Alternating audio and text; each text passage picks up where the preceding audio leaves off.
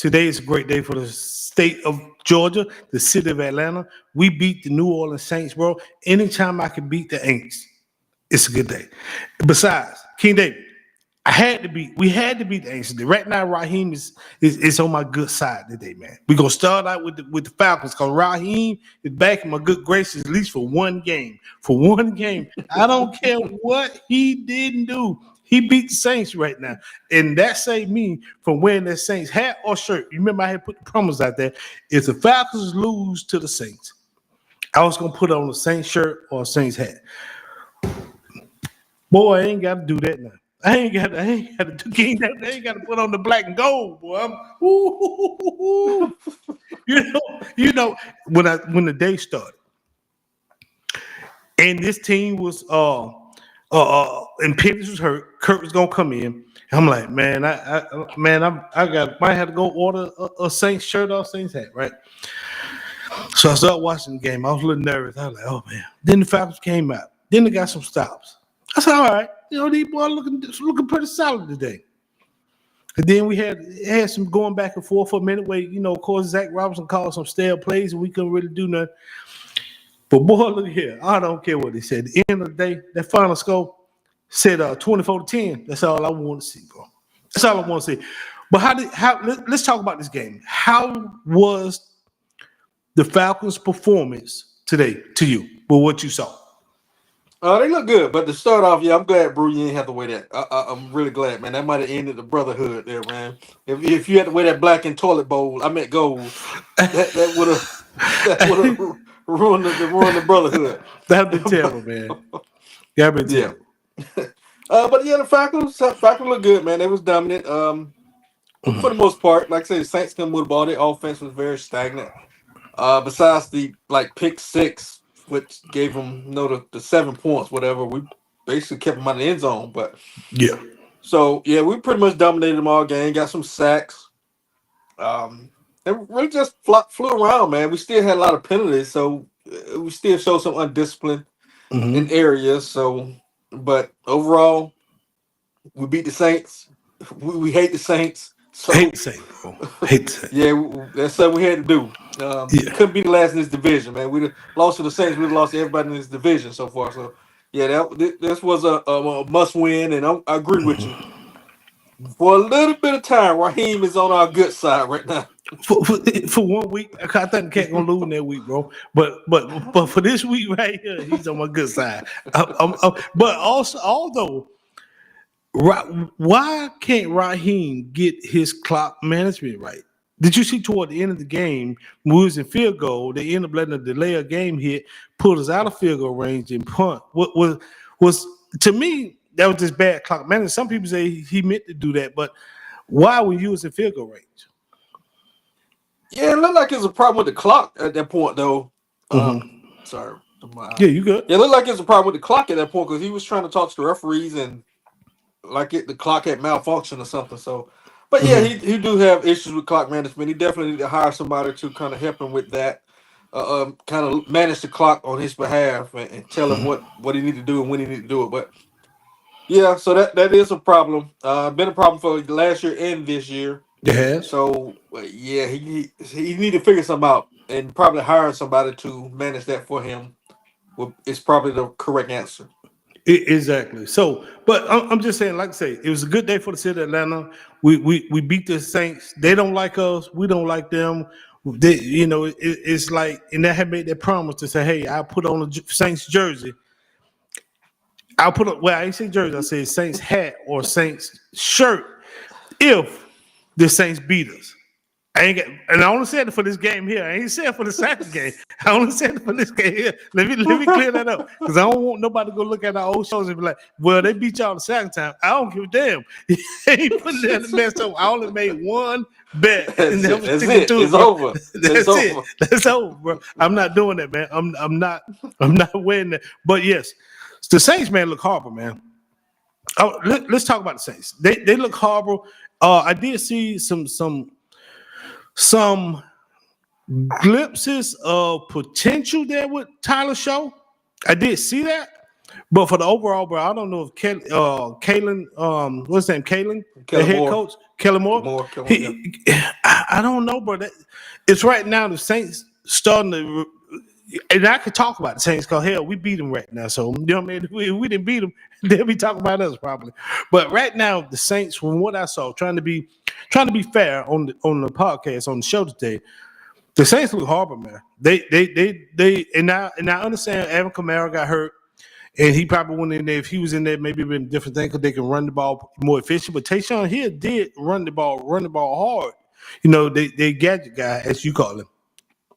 Yeah, and this Kellen Moore first year looked like they in a kind of a full rebuild to me down there, man. Mm-hmm. That's what it looked like to me. They got to figure out their quarterback if it's Tyler Shuck or what, whether they're gonna get a guy. Evidently, they ain't Spencer Rattler. They benched him, so they got to figure it out. But it looked like they're in a full rebuild mode in New Orleans to me.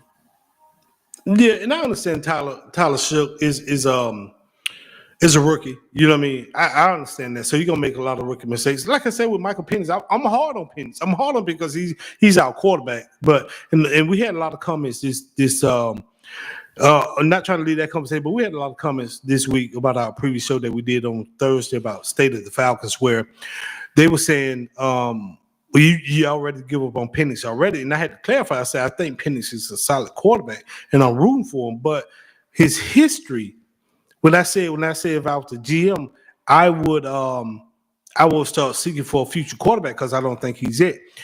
And because his history, and this is 5th season-ending injury, man. So I don't think he can hold up for NFL season going forward. So I say I would trade him or start looking for a quarterback for the future. A lot of people was upset with me about that, but I'm just trying to be speaking from a business standpoint. If I was a GM and we got money tied into this guy long term. No, I understand. Like I say, I'm definitely gonna keep on the roster until his contract run out. Then what happens after that? If he continue to be hurt every year up until it's time to resign him, then of course I'll move on. But so basically, he has to prove to me he can stay healthy. They can stay healthy. Yeah. Well, in like I was saying earlier today, man. Like today, we forced out. We still in the toilet bowl. I'm still not impressed with the overall coaching staff. Let me say, I'm just going to give Raheem is in my good graces for today. Since we won this game, I put Raheem on the hot seat. I was calling for Raheem's job because of the games that he was losing, and not saying just necessarily him, but Zach Robinson and some of those stale play calling. I've seen a lot of the stale stuff today around the third quarter. Some going on with the Falcons in the third quarter, but we come out of halftime and we super flat. You know what I mean? We wasn't moving the ball, and today I'm seeing Tyler Algier running hard. I love Bijan. I think Bijan's a hell of a bat. But when you got Tyler Algier running the way that you got to ride that bell cow all the way through, man. Bijan reps. I think he did get cut today a little bit, but you got to ride Tyler, man, till the wheels fall off that thing. I can see that. Yeah, Tyler normally weigh your defense down, and Bijan is your home run hitter. So that's probably what I use him. Bijan start, but yeah, Tyler get a bunch of carries early on to hopefully wear down that defense, then throw in Bijan and let him go hit the home run in a sense, or the big play. And I want to give Kirk Cousins a little credit today. Let me say that. I'm hard on Michael Penix. I'm hard on Kirk Cousins when he was losing, but Kirk did an efficient game. Kirk was, besides that interception, but for the most part, it wasn't his fault. He got tipped. But for the most part, Kirk played a great game. We knew, I had a feeling Kirk was going to play a great game because this is his opportunity to get the spotlight back on him, whether Atlanta trade him or release him or whatever. He can put some on tape to say, I can still go and play. I could do that. So I figured Kirk was going to play well today. And besides, this is the game he got hurt in last season where he lost his job in the Saints game. So I like what I saw out of Kirk today. Is he the long-term future? No. He's not the long-term future. He got his paper, so it's probably. But what you saw today, will you keep Kirk for another season, just in case? Well, because we know Penix ain't coming back to maybe mid-season, or he probably gonna be out all season. No, Kirk we owe him too much money after this season, so I think this is it for him in Atlanta. I Oh, do you think think that that is? I think his number is somewhere like $50 some million or something. So yeah, he was solid today. Couldn't really move. He took some sacks for like get rid of the ball, dude. So Mm-hmm. it was some moments where it's like, what are you doing, Kirk? But he threw the deep ball, hit Mooney in stride. That was nice. Couple other throws, couple drops from Pitts, which was the interception where it hit Pitts in the hand and bounced off. So, but Kirk was solid. He just, like I say, he can't really move no more. He looked old. Yeah, he look. Oh, So you see that comment from Big Balls out? He said Chief to the Super Bowl. Chiefs to the Super Bowl. Yeah. Chiefs had a good win today. They got some work to do, but it's hard to go against a Pat Mahomes, bro. They've been winning so much; it's hard to go against them. Go get so. I want to highlight it. See if you saw it in the chat. Let's see. We got some people rolling. I feel like the Vikings need a new quarterback. He need more practice, and I'm a Vikings fan, but they deserve it. I think when the Vikings quarterback, they got JJ McCarthy JJ, up there. yeah, they probably didn't know. They probably need. I don't think JJ gonna stay healthy either. Ever since he came out and had the first few games last year when he came in, and then I think he took his ACL last year or the year before. He came back and then he got hurt this year. So yeah, I don't think the Vikings quarterback is very good. JJ McCarthy. But JJ McCarthy looked well in college when he won the championship because he had a heck of a Michigan Wolverine team Yeah, he around didn't him. have to do much. He didn't have to do much in college either. A good run game, so he didn't have to do too much. But yeah, I agree. Vikings probably need a new quarterback. All right, we got somebody that says their birthday today. So, hey, big ups. Shout out to you. Shout out to you, man. Hope you have a happy one. And go enjoy yourself. Let's see. Hello is my hey, shout out to you. I see that comment. We highlighted it just now in the chat. So, but yes, man. But how's that young defense, man? Games 1 through I think 1 through 6. We had like 16 sacks. These last few games, we up to 23 sacks for the young Falcons, man. Pierce and Walker, even the Roll, even got in on the sack today, man. So those guys are looking really, really good. I'm happy with the pass rush and the run stopping looked pretty good for the most part today because Diablo back. Yeah. But we still a little too small as we talked about it. We got to have that space either to shut the run down. Yeah, I agree. Yeah, we built for speed, look like with the Falcons. So yeah, I agree. Still need a space to eat in the hamburger. Somebody say what fans are us, man. We are Atlanta Falcons and UGA, man. We are. So we all gonna talk about everything Georgia, man. Hawks, Braves, we everything Georgia. But football fans, definitely Atlanta Falcons, definitely UGA. All right. It said, girl, okay. All right. Well, happy birthday to her. And all right.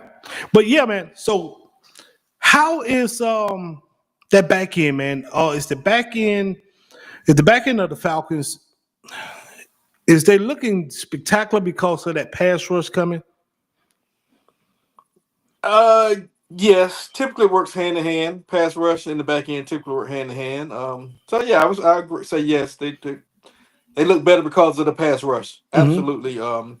I like to see some more plays be made on the back end from Bates and Watts with interceptions.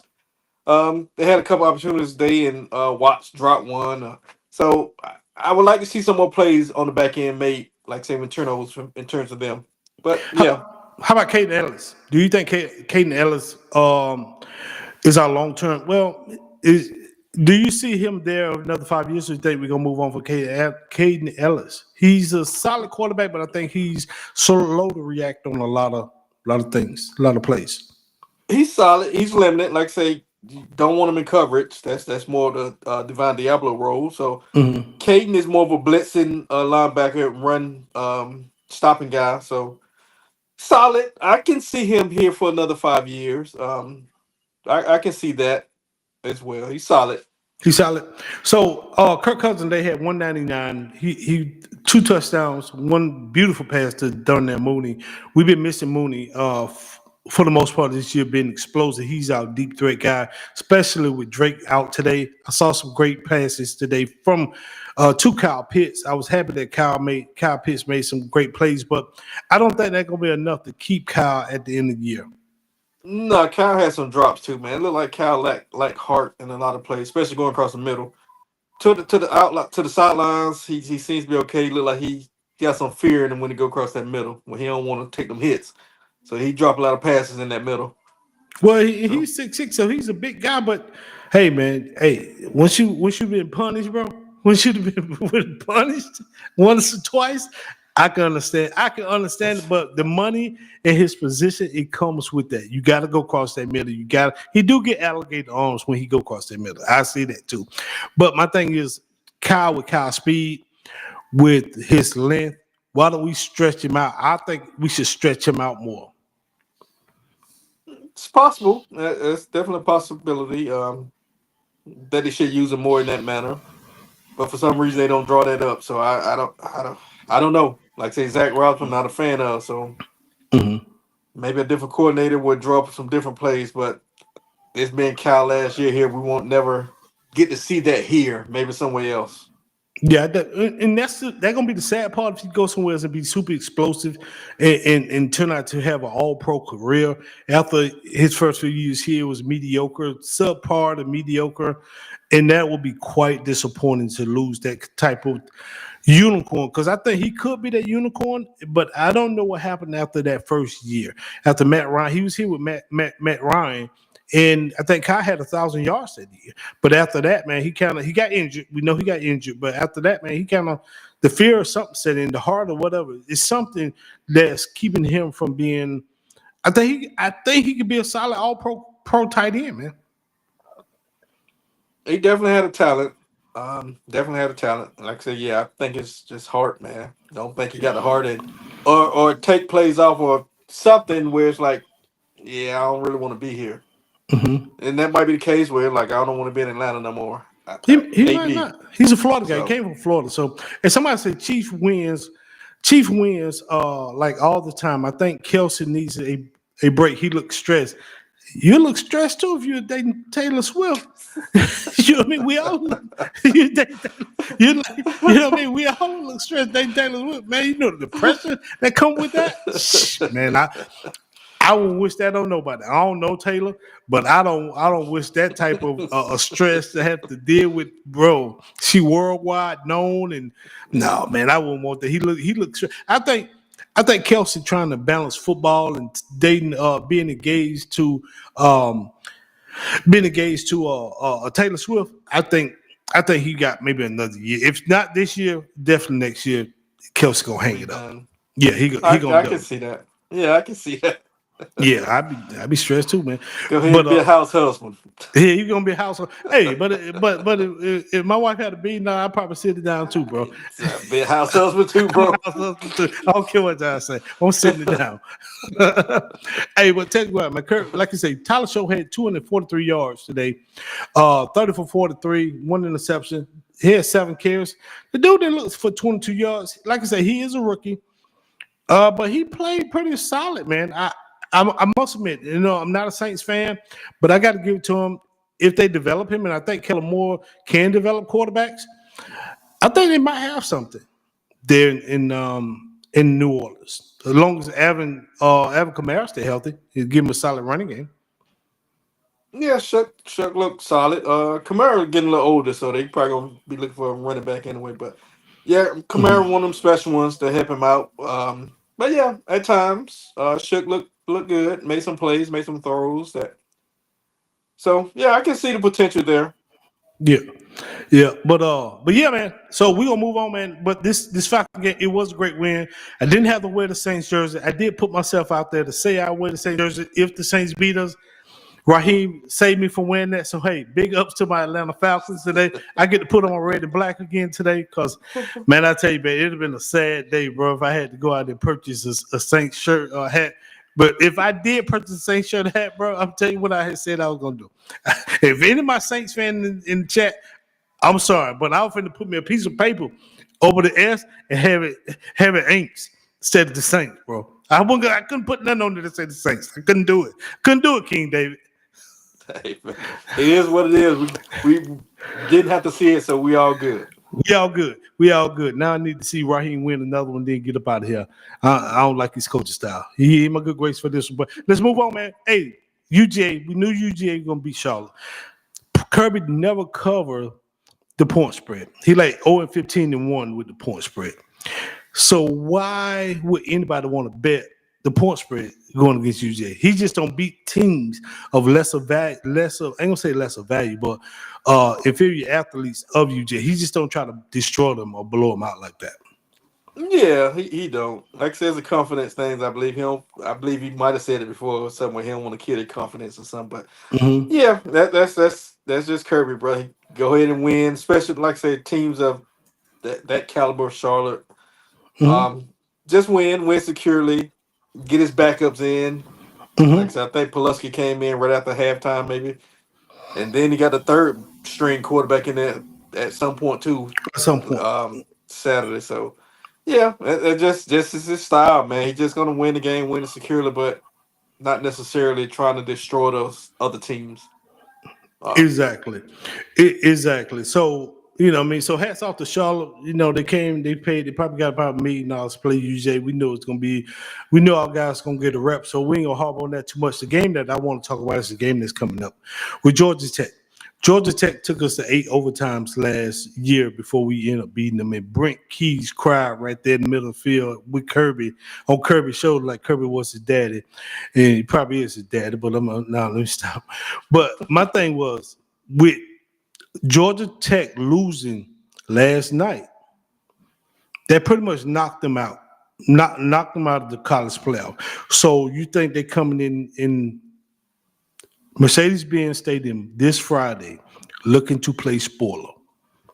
Well, absolutely. But at the same time, how Pitt beat them and NC State beat them, I'm sure Kirby is looking at that film and be like, "Look, man, we just as long as we physical with them, Mm-hmm. we got them." Those teams were really physical with Georgia Tech. Mm-hmm.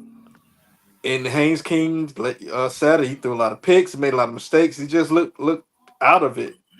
So I think yes, they are going to try to play spoiler, but I think Mm-hmm. Kirby realized that and be like, look, man, we just need to be physical. Last year when we played them and went 8 overtimes, a lot of our guys didn't even play that game.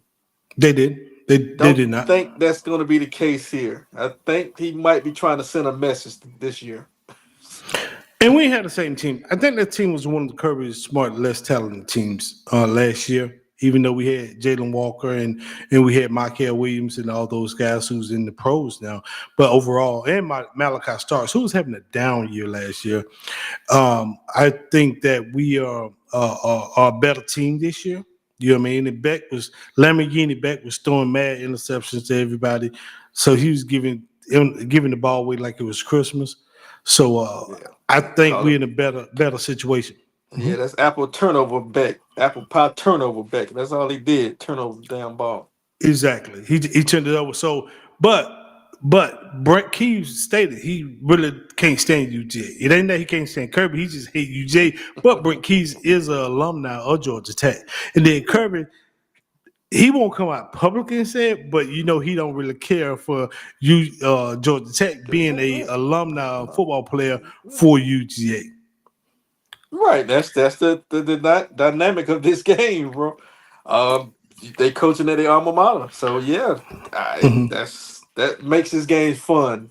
Mm-hmm. Not like I said, I wish Georgia Tech would have been better, undefeated, or Mm-hmm. that'd really make the stakes higher. But at Mm-hmm. this point, it's like Georgia Tech is out of it. So yeah, they want to come in and spoil it for UGA. I'm sure of that. And knock them out of the Exactly. playoff. Exactly. But I think Kirby gonna send a message. And Mercedes Benz like our second home. So we should go in there, dominate, play well. But you know what I mean? But so big ups to that. You got a prediction on that? You want to give a prediction on that UGA Georgia Tech game before we move on to our next topic? Man, that's a good one. I don't think it's gonna be no 8 overtimes. I don't think it's gonna go in overtime. I'm gonna say Mm-hmm. 35 UGA, 24 Georgia Tech. I can see that. I was gonna say 35-21. I think Haynes King gonna run about 2 in there, and then somebody else might sneak one in. But I think Bobo, even though I've been calling him Boo Boo, Michael Boo Boo Bobo, He's really been calling some great games these last 2 weeks. Hats off to him. So I think my dog's gonna go in there and handle the business. But the next one is the big topic, man. Lane Kiffin. Is he out? Is Lane Kiffin leaving Ole Miss? Rumors are pointing that he's out. The rumors are pointing to that. So they said LSU has offered Lane Kiffin $90 million. Everybody speculating is $90 million with a $25 million a year roster bonus. So that would pretty much make him the highest coach. So 90 over how many years? Now nobody really saying I'm hearing 90 million over. Some people saying 7 years, some people saying 6 years, but there's bonuses and all kind of other things in there. But right now they're saying about 15 million a year, so that will be about approximately 6 years, 90 million over 6 years. Yeah. Right now, Ole Miss only paying them 9 million. So, and Ole Miss has gave him an ultimatum to say, hey, we didn't know what you're doing by the Egg Bowl. As a man, I hate ultimatums, but I understand their position too. Yeah. We need to know if we need to start getting our coaches search on, but everybody know Lane is leaving. Lane leave everywhere he go. Lane left Tennessee. For USC, he left USC. Then I think he went back where he got. Yeah. Then he went to UCL. Then he left UCF and went to be an offensive coordinator for Alabama. And then he got the Ole Miss. I think he had another stop before that. Then he got the Ole Miss. Everybody know Lane is gone. Yeah, the fact that he's not announcing that he's staying at Ole Miss pretty much tell you he's probably out. If you're going to stay at Ole Miss and had potential idea that you were going to stay, you'd be like, look, yeah, I'm staying. I'm not going nowhere. But the fact that you're not saying anything, you're silent, it's a good chance you out. I think he's out too. But along with Lane, so if he leaves, that Ole Miss job going to open up. The Florida job is still there. Florida State said they're looking to keep. They're going to just – I think they're going to fire Mike Norvell at the end of this season here. They didn't fire him in the middle of the season. Well, they say he's safe. A report came out saying he's safe for 2026. I know. Maybe, but his record is horrible ever since he lost to the UGA. Record is dismal. Clemson, I think Clemson probably going to move on from Dabo. I think Dabo going to slide into one of those positions. You know what I mean? Because of Dabo pedigree, he ain't gonna be without a job long. So he probably gonna either slide into. He probably won't go to Ole Miss, but he probably would love that Florida job. I can see the Florida job for him. Yeah, I can see that. I can see that. So I can see, and then that Clemson job will open up, and who knows? Venables might come back to Clemson, man. You know what I mean? Even though he got Oklahoma humming right now. But hey, he won 2 natties at Clemson, man, with Dabo. No, I don't see him going back. Unless Oklahoma just fall off a cliff. Right now they in a good position. Yeah. So I don't see Venables going back. Venables going back. Okay, I got you on that. All right. So how about our Hawks, man? Our Hawks is winning. This is the big topic that we have been talking about. The Hawks is winning. They're winning without Trae Young.